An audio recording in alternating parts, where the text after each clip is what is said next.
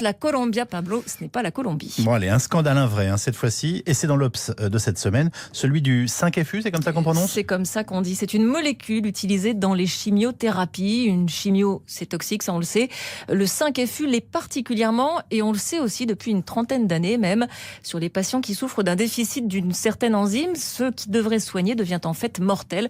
C'est ce qui est arrivé à Roselyne Rivoire, traitée pour un cancer du foie à Saint-Étienne. Dès les premiers cachets, son visage s'est couvert de plaques rouges, sa bouche a été envahie par les aftes. Elle a ressenti des brûlures à la gorge tellement fortes qu'elle ne pouvait plus rien avaler.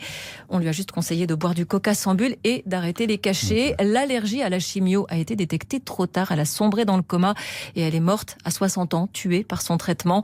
Sa famille a reçu une lettre de condoléances de l'oncologue. Votre femme est décédée de façon très brutale et inattendue du fait d'une intolérance majeure aux médicaments prescrits. Ce que le médecin ne dit pas, c'est qu'il existe un test pour dépister le déficit fatal. Il a été effectué, mais seulement la veille du décès. Trop tard, évidemment.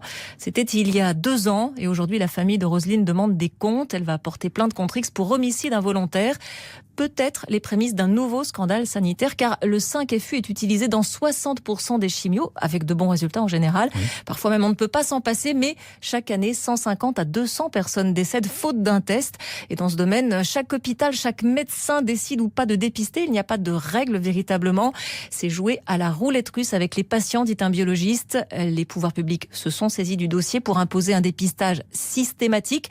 Reste encore à faire bouger les médecins, car une oncologue le reconnaît, depuis la mise au point des chimios, les morts toxiques sont tenues pour inévitables. La profession a développé une forme d'insensibilité face à ces décès. Enquête à lire dans l'Obs donc.